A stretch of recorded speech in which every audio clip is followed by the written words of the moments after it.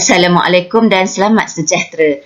Dalam video kali ini, cikgu akan bincangkan praktis sumatif 1, buku teks sains tingkatan 1, muka surat 41 dan 42. Kita lihat soalan yang pertama. Rajah 1 menunjukkan sebotol bahan kimia dengan simbol amaran. Tandakan tik atau right pada makna simbol amaran yang betul. Okey, ini adalah gambarnya dan pelajar boleh lihat di sini. Okey, nampak ada gambar tabung uji yang menitis pada tangan. Jadi bila nampak gambar ada larutan atau cecair yang menitis pada tangan, itu adalah menunjukkan apa? Ya, okey, pelajar boleh tik di sini bahan mengakis. Soalan yang kedua, P, Q, R, S, T, U, V dan W ialah langkah-langkah untuk menjalankan penyiasatan saintifik bersifat inkurie yang betul, senaraikan mengikut urutan yang betul. Okey, kita lihat P, mengawal pemboleh ubah, Q, menjalankan eksperimen, R, membuat hipotesis, S, membuat kesimpulan, T, merancang penyiasatan, U, menganalisis dan mentafsir data, V, mengenal pasti masalah dan W, mengumpul data.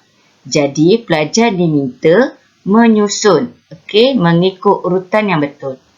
Jadi, jawapannya bermula dengan V, iaitu mengenal pasti masalah, R, membuat hipotesis, P, mengawal pemboleh ubah, T, merancang penyiasatan, Q, menjalankan eksperimen, W, mengumpul data, U, menganalisis dan mentafsir data, dan yang terakhir S, membuat kesimpulan. Soalan yang ketiga, tukarkan 100 gram kepada unit SI kilogram. Jadi jawapannya di sini ialah 100 gram ialah 0.1 kilogram. Jadi pelajar kena tunjukkan jalan ataupun cara pengiraan. Okey. Sebelum ni pelajar dah belajar 1 kilogram ialah 1000 gram. Dan bila kita nak tukarkan kilogram kepada gram, kita kena darab 1000. Tapi bila kita nak tukarkan gram ke kilogram, kita kena bahagi 1000. Jadi, pelajar tengok soalan daripada gram kepada kilogram, maka 100 gram soalan itu kita bahagikan dengan 1000. Maka dapatlah 0.1 kilogram. Soalan yang keempat, namakan alat-alat pengukur di bawah. Jadi pelajar kena kenal pasti apakah alat yang ditunjukkan di sini. Jadi yang ini ialah neraca tuas, manakala B pula ialah angkuk vernier. Soalan yang kelima, Azman disuruh oleh cikgu untuk memanaskan alkohol di dalam sebuah tabung didih. Apakah langkah-langkah yang perlu diambil semasa mengendalikan alkohol? Terangkan. Jadi pelajar kena tahu dahulu sifat alkohol ini apa ya. Yang pertama, alkohol merupakan bahan mudah terbakar. Yang kedua, untuk memanaskan alkohol, gunakan kaedah kukusan air. Yang ketiga, gunakan cermin pelindung mata ketika mencampur atau memanaskan alkohol. Yang keempat, jangan halakan tabung uji ke arah diri sendiri atau orang lain. Yang kelima, jangan merasa atau menghidu bau alkohol. Yang keenam, jauhkan alkohol yang mudah terbakar daripada sebarang sumber api. Jadi, pelajar kena ingat langkah-langkah untuk mengendalikan alkohol kerana alkohol merupakan bahan yang mudah terbakar. Soalan yang keenam, seorang ahli biologi sedang mengkaji seekor rama-rama. Salah satu maklumat yang diperlukan ialah luas kedua-dua sayap rama-rama tersebut. Jika setiap petak pada kertas graf mewakili skala 1 cm darab 1 cm, kirakan luas tersebut. Jadi cara pelajar ingin mengira kotak ataupun petak, tandakan right pada petak yang lengkap dan juga petak yang separuh. Atau lebih dari separuh lengkap. Jadi kita akan kira di sini Okey, yang ni contoh yang lengkap, yang ni pun lengkap. Yang ini adalah lebih daripada separuh, kan? Jadi pelajar kena ingat, pelajar kena kira yang lengkap, yang separuh ataupun lebih daripada separuh dikira satu petak. Jadi kita kira 1, 2, 3, 4, 5, 6, 7, 8, 9, 10, 11, 12, 13, 14, 15, 16, 17. Okey, 18, 19, 20, 21, 22, 23, 24, 25, 26, 27, 28, 29, 30, 31, 32, 33, 34. Jadi 34 petak darab 1 cm persegi dapatlah 34 cm persegi. Jadi luas kedua-dua sayap ialah 34 cm persegi. Soalan yang ketujuh, Wendy menjalankan satu eksperimen untuk mengkaji hubungan antara luas permukaan dengan kadar penyejatan. Keputusan diplot dalam bentuk graf. Berdasarkan graf di bawah, apakah kesimpulan yang dapat dibuat? Jadi pelajar boleh lihat di sini, ini adalah graf luas permukaan, okey, sentimeter persegi, dan paksi Y kadar penyejatan. Bentuk graf ini ialah garis lurus. Bila pelajar lihat graf ni garis lurus, bermaksud ianya berkadar terus, di mana bila luas permukaan bertambah, maka kadar penyejatan juga bertambah. Jadi kita akan lihat apakah kesimpulan. Kesimpulannya ialah semakin bertambah luas permukaan, semakin bertambah kadar penyejatan.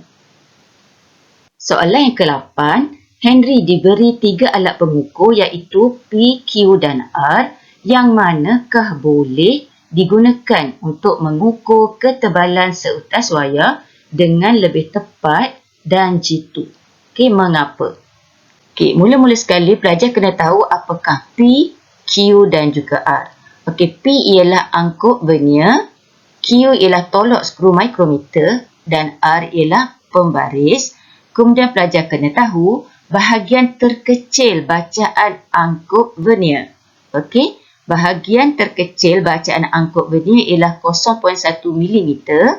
Bahagian terkecil bacaan tolak skru mikrometer ialah 0.01 mm. Dan bahagian terkecil bacaan pada pembaris ialah 1 mm. Jadi yang mana satu alat yang lebih tepat?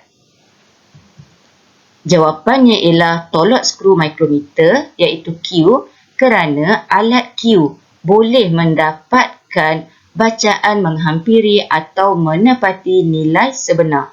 Ini adalah kerana bahagian terkecil bacaan pada tolak skru mikrometer ialah 0.01 mm.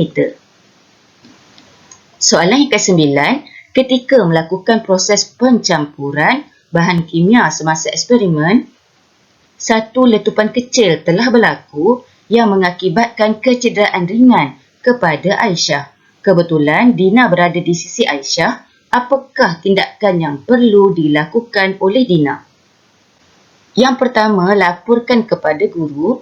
Yang kedua, jika bahan kimia terkena pada Aisyah, perlu bilas dengan menggunakan air yang banyak pada bahagian yang terbabit.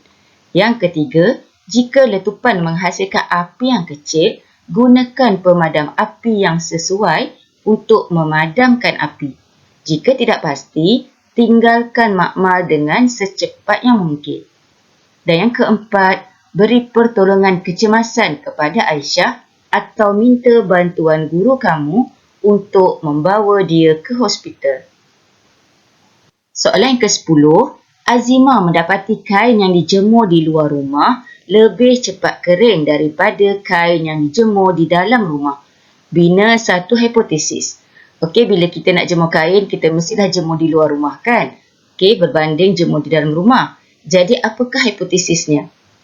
Kain yang dijemur di luar rumah lebih cepat kering daripada yang dijemur di dalam rumah. Sekarang kita akan lihat soalan yang ke-11. Punita mendapati pokok di dalam pasu C tumbuh lebih subur daripada pokok di dalam pasu A dan B.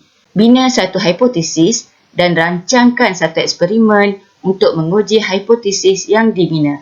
Jadi di sini, soalan ini perlukan satu hipotesis dan juga rancang satu eksperimen. Pelajar lihat pasu A disiram air 3 hari sekali, pasu B pula disiram air seminggu sekali. Dan pasu C disiram air setiap hari. Yang disiram setiap hari ni lebih subur. Ini dia gambar ya. Jadi hipotesisnya ialah jika pokok disiram air setiap hari, maka pokok tumbuh dengan subur. Rancangkan satu eksperimen. Jadi kita mulakan dengan senaraikan pemboleh ubah dimanipulasi ataupun yang berubah ya, iaitu kuantiti air. Ini berbeza kuantiti airnya.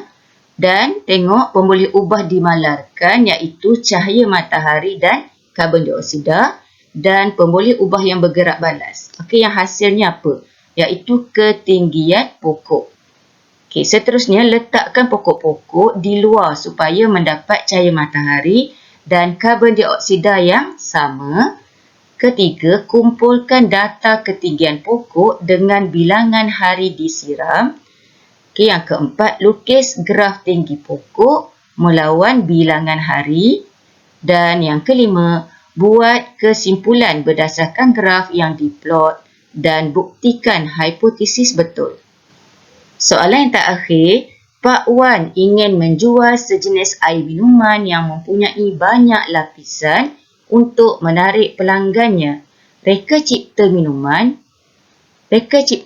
itu dan jelaskan cara-cara untuk menghasilkan minuman tersebut. Jadi ada dua tugasan di sini, iaitu yang pertama reka cipta minuman dan yang kedua jelaskan cara-caranya. Jadi kita lihat dahulu jawapannya. Menggunakan prinsip ketumpatan untuk menyusun minuman dengan lapisan cecair berlainan ketumpatan.